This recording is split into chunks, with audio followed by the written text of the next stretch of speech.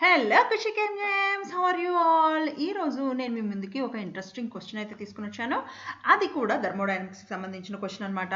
ఇది NCERT text బుక్లో ఉన్న క్వశ్చన్. ఒకసారి క్వశ్చన్ చూద్దాము, దాని తర్వాత దాన్ని ఎలా సాల్వ్ చేద్దాం అనేది ఒకసారి ట్రై చేద్దాము.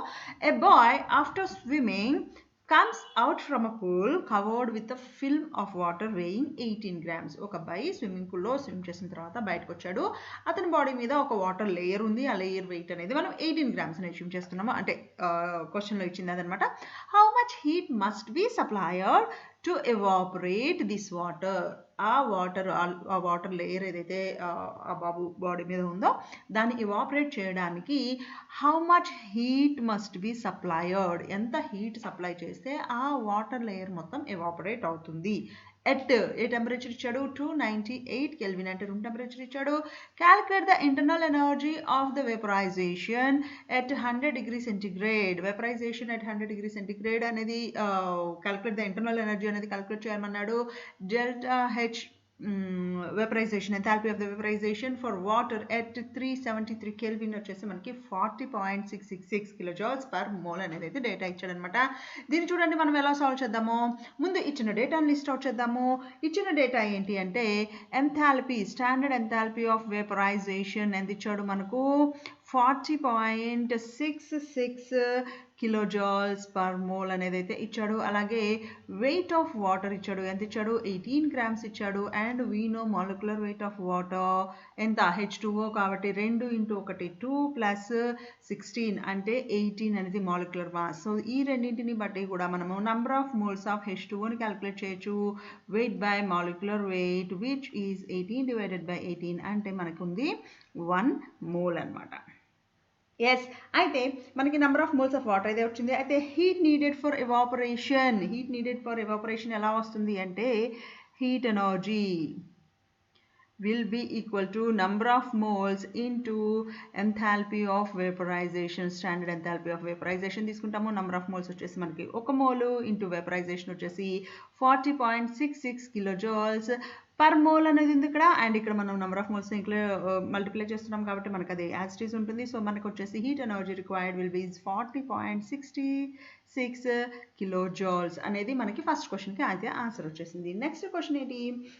Internal energy, calculate the internal energy of the vaporization at 100 degree centigrade. 100 degree centigrade దగ్గర vaporization కి ఎంత టోటల్ ఇంటర్నల్ ఎనర్జీ అవసరం అవుతుంది అనేది అయితే అడుగుతున్నాడు.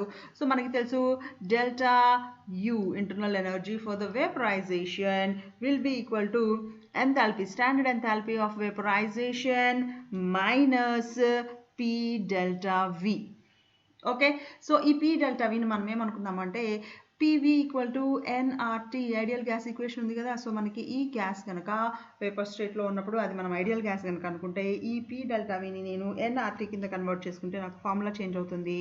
Vaporisation of standard enthalpy minus change in the number of moles into R into T. Change in number of moles అంటే మనకు ఇక్కడ చూడండి మనం ఏం చెప్తున్నాము, వాటర్ అనేది తీసుకున్నాము in liquid state, H2O in liquid state తీసుకున్నాము. Will be converting into H2O in gaseous state. దీనికి మనకి డెల్టా N కనుక క్యాలిక్యులేట్ చేయాలి అంటే డెల్టా NG అని రాస్తాము.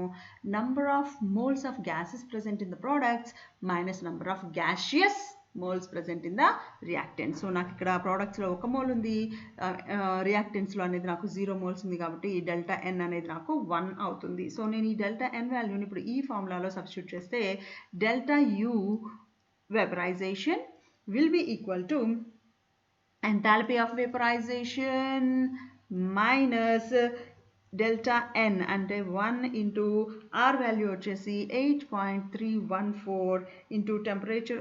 ఆఫ్ కోర్స్ మనకి ఇది కిలో జౌల్స్లో ఉంది కాబట్టి నేను దీన్ని కూడా కిలోస్లోకి కన్వర్ట్ చేస్తున్నాను, కిలో జౌల్స్లోకి. సో ఇంటూ 10⁻³ మల్టిప్లై చేస్తున్నా కదా కిలో జౌల్స్లోకి వెళ్తుంది. అండ్ టెంపరేచర్ ఇచ్చాడు మనకి, ఎంత ఇచ్చాడు టెంపరేచరు?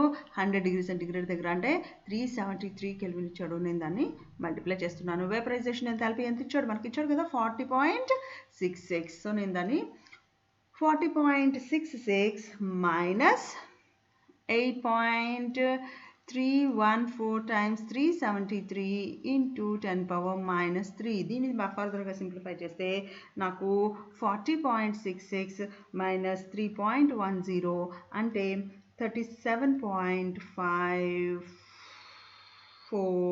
kilojoules per mole. ఇది నాకు ఇంటర్నల్ ఎనర్జీ వస్తుంది అనమాట. సో ఇలా మనము ఈ క్యాలిక్యులేషన్ని ఈ న్యూమరికల్ని అయితే సాల్వ్ చేయొచ్చు. ఈ వీడియో కనుక మీకు నచ్చితే తప్పకుండా లైక్ చేయండి, షేర్ చేయండి. ఎవరైతే కెమిస్ట్రీ ఆస్పిరెంట్స్ ఉన్నారో వాళ్ళందరి చేత కూడా మన ఛానల్ని సబ్స్క్రైబ్ చేయమనండి. అండ్ మీకు కెమిస్ట్రీలో ఏదైనా డౌట్ ఉంటే తప్పకుండా కామెంట్ రూపంలో నాకు తెలియజేస్తే నేను దాన్ని చాలా డీటెయిల్గా ఎక్స్ప్లెయిన్ చేస్తూ మీకోసం అయితే ఒక వీడియో చేసి తప్పకుండా అప్లోడ్ చేస్తాను. See you with another video. Until then, bye.